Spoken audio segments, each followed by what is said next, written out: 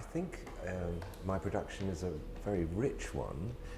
I wanted to make a new classical narrative full-length ballet, so it's in 3 acts. And also with a work of this kind, for any big company, you want to make sure that if you have a big cast, that they're all well employed, that they all dance.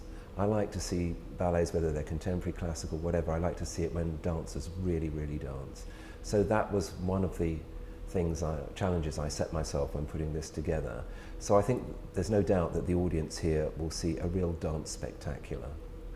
It's germinated over many, many years since I was a child, I think, and since I can't remember what version of the Snow Queen I saw on the television at some point, but the image, both from Hans Christian Andersen's story and from whatever I saw, was of the Snow Queen appearing through the snow looking for Kay in the window of his house, which was remember her being very beautiful because she's the personification of winter, but at the same time it was very frightening, with these kind of laser eyes looking for him through the window. So that was a very strong image I got from Hans Christian Andersen's story, but also from this. So that was one of the things, but it was really an issue of the story being there in the background as a subject for a ballet, which I thought might be good to use at some point, with a famous title that audiences will recognize.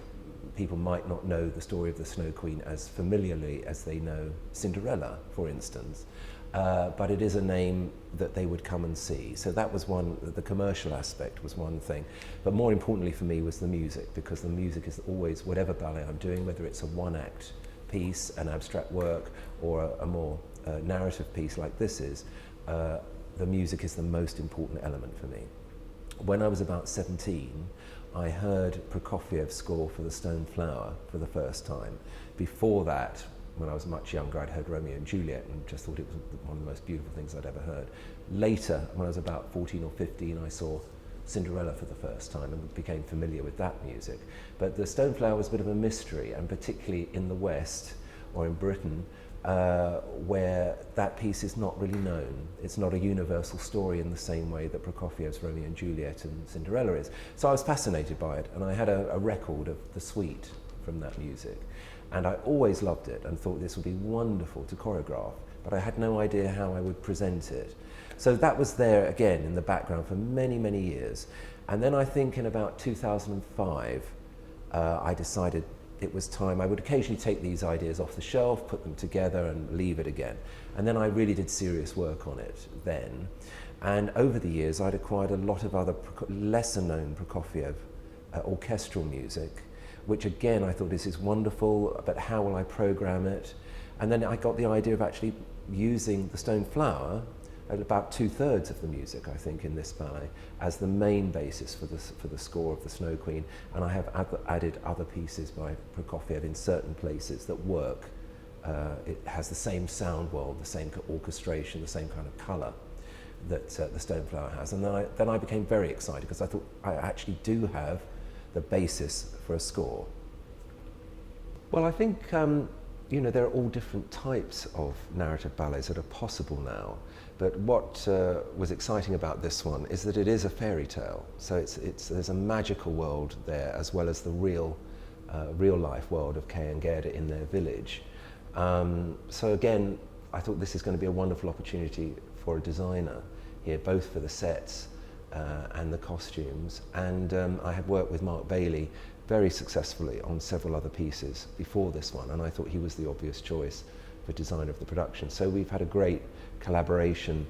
I did in fact present him with a sort of pre-written scenario, libretto if you like, of the story, which I had to write myself to structure it into 3 acts that would have each one a beginning, a middle and an end, as it were, and build to a climax at the end of each one of those acts. And of course that was very much guided also by how I structured the score. So he had quite a clear template when I first approached him for these designs. And yes, it's very exciting for a designer to work on such a wide range of costumes, from the peasants in the first act to the gypsy scene in the third act, and particularly, as I said, all the magical characters that make up the Snow Queen's world, the Snow Queen's palace in Act 2 and Act 3. Well, I mean, I was absolutely delighted to be asked to come and work with the ballet of the Wiener Staatsballett, which is a very famous company, and I've never been to Vienna before, which I know is one of the great cultural centres of the world. So when Manuel asked me to come and stage this production here, I was absolutely delighted. And we've spent about a year and a half in preparation with the designs and working out the technical side and coming over for casting, getting to know the company, seeing some performances. And now I'm actually here working with them. It's thrilling. I mean, this is what I enjoy doing most, being in a studio with wonderful dancers and getting to know them and working with them, seeing what they can do.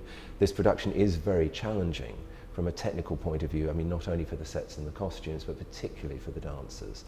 But it's a challenge that, you know, it's my job to help them achieve, so that it becomes, the choreography becomes second nature to them, that we spend hours and hours working out all the technical difficulties so that everything runs completely smoothly, that they feel secure, and they're able then actually to express obviously their characters, but also this wonderful score by Prokofjew.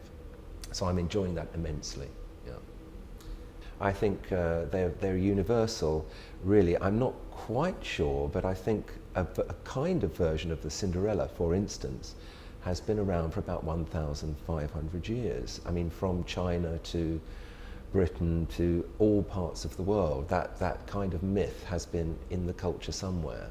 The Snow Queen is slightly different. It's something that's been written in the 19th century, but it still pulls together these elements of the real world and the magical world. And there's often, you know, an element actually of quite frightening or evil in it that gets resolved in some way. And I think they were made in a way to help children understand how the real world works and how nature works. And that was another element that attracted me to this story. I like the idea of the Snow Queen being a personification of winter, which has a duality to it, because she's not only a very beautiful, glamorous, exciting, seductive, sexual woman in a way, but she also represents danger and death, as winter does. It's very beautiful to see the snow coming down, the ice to skate, all the fun things that we've learnt to do in the winter. But you have to have protection and warmth and food, otherwise it will kill you. So I like this idea of something that's so fundamental and natural to all of humanity, our climate, our weather, all of that, that can be turned in this magical way into a fairy story for not only children, but adults and anybody that wants to come to the ballet and enjoy themselves.